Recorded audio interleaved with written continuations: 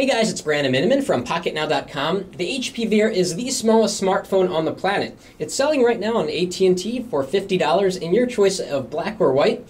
In this video, we're going to talk about the hardware on this tiny little cute phone known as the Veer 4G. Let's get to it.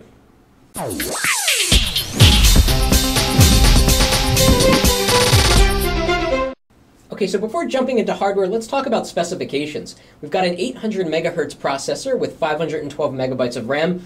That's certainly an upgrade from the lower specs that you found on the Pixie and the Pixie Plus, which really seemed like underpowered devices. They were slow when it came to multitasking and web browsing. They would often freeze, which was quite annoying. So hopefully we get better results from the Veer 4G, which is considered to be the true successor to the Pixie and the Pixie Plus.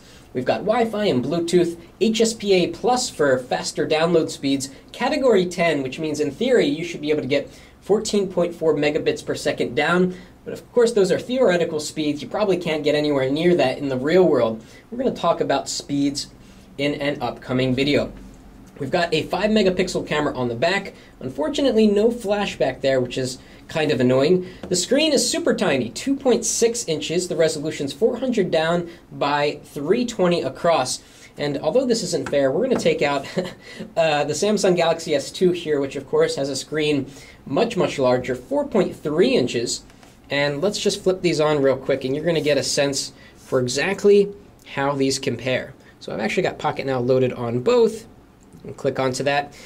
And obviously you're not going to carry a phone with a large screen like this next to a Veer, which has a tiny screen. You're just going to have a Veer, right? So you're not going to notice how small the screen is unless you're comparing side to side like this. But you can really get the sense for the difference in screen size.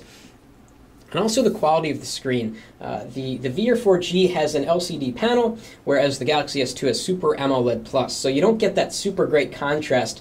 But that really wasn't a selling point of the Veer 4G. They didn't claim to have a tremendously amazing screen. The screen is crisp and clear. We're going to talk more about it in an upcoming video. Colors look good. Contrast is good. Of course, it's hard to beat the Galaxy S2's Super AMOLED Plus display. So let's move that away and move around the device and talk about what we have. And we also learned a very important lesson about the Veer 4G, which we're going to talk about in a sec. On the side of the device here, we've got the volume up and down rocker, kind of nicely adorned in chrome. On the top, we've got a little lanyard loop. And here is the SIM card slot. Now, you might be thinking, well, isn't the SIM card slot behind the battery cover? Well, obviously it's not. It's on the top here. And what you have to do is jam your finger in there, and you get to the SIM card slot. Now, a word of warning. Do not, and I repeat, do not try to remove the back battery cover on the Veer 4G. Previous Palm devices, or HP devices, this case Palm, like the Pixie, had a removable backing, right? So you can access the battery, get to everything back there. And even the Pre 2 on AT&T, you could pop off the battery cover so that you can change batteries if you want, right? You can change the SIM card. Not the case with the Veer 4G. If you try to remove the back battery cover, you're going to break something like I did. If we look over here, ouch. This piece, very thin piece of plastic, if bent or mangled the wrong way, is going to permanently bend like that. Fortunately, this blemish hasn't altered the functionality of the device. It still works great. But just a word of warning for those of you thinking about getting this device, do not try to remove the back battery cover. I know a lot of people don't read the user manual, like me sometimes, but just take that warning seriously. Over here we've got a silent switch, which is nice. It's been on Palm devices since the earliest Palm smartphones. Very nice to have. Got the nice power standby here in the upper right corner. And then this thing, which we just were looking at a second ago. There is no mini USB or micro USB port on this device, and there's also no 3.5 millimeter headphone jack. What you have to do is get this little adapter for 3.5 millimeter in particular. It sucks on there real easily.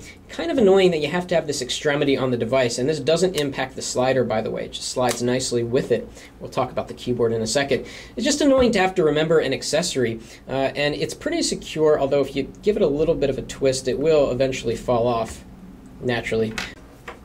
And then the other part of this is the power cable. So you can't charge with usual micro USB, which is kind of annoying. Last weekend I was away from the office. I didn't have this thing. So the Veer 4G went dead because I couldn't charge it with my usual micro USB cabling. So that snaps right on, charges the device. The battery is about 900 milliamp hours. And although that's small, it's enough to power the Veer 4G for quite a while thanks to the small screen and 800 megahertz processor. So let's take that off and keep moving around the device. Again, we've got the 5 megapixel camera here with a speaker and no flash. HP branding, no Palm branding to be found. AT&T logo on the bottom. And let's talk about this keyboard. The Pixie had a super duper clicky keyboard, which was great. People really liked that. And even though the keys were super tiny, I'll put a pen next to it so you can see. The keyboard was very, very usable. And the same is the case with the Veer 4G. And if we take out the Pre-2, got to pop that back battery cover back on, we can see that the keyboards are basically identical in terms of layout. So all the buttons are in the same place. What's different is that the keys on the Veer 4G probably 20 to 30% smaller. But again, Palm WebOS devices have very, very usable keyboards. So if we go over to here, it just feels really good whether you have big hands or small hands. Just something about the keyboard is really, really good, and it makes a lot of sense to pack a smaller keyboard in a smaller device here. So let's close that. And of course, it's a WebOS device, so we've got this capacitive button here that'll take you back to the home screen, or you can use it as a back button, and lots of other functions like that too. We're going to talk all about software in an upcoming video. Build quality is very good, except for the fact that something can break if you attempt to take off the back battery cover. But to be fair, if you read the user manual, you'll find out that that's not how you get to the SIM card slot, and it's not meant to have a user replaceable battery like all of the other Palm devices, which is kind of frustrating. So overall, very good build quality, feels good in hand, has a good weight and balance, like all of the other WebOS devices that have the slide-down keyboard. And unlike early WebOS devices, which had problems with the slider, the Veer 4G looks very, very tight. It doesn't look like it's going to fatigue after a long period of time. It's spring assisted most of the way. Whoop, there it goes. And not that strong in terms of spring assistance, but pretty darn good. So that was a look at the hardware on the Veer 4G. It is tiny, it is small. Compared to other phones, it looks kind of ridiculous, but if you're looking for a small and light phone with high level of build quality, this is a great phone to get. And we're going to talk all about software and whether the higher specs, the faster processor, the more RAM, really makes a difference in day-to-day use. So if you like this video, please give us a thumbs up, and if there's something particular you want to see about the HP Veer 4G, drop us a comment. Thanks for watching. That's it for now.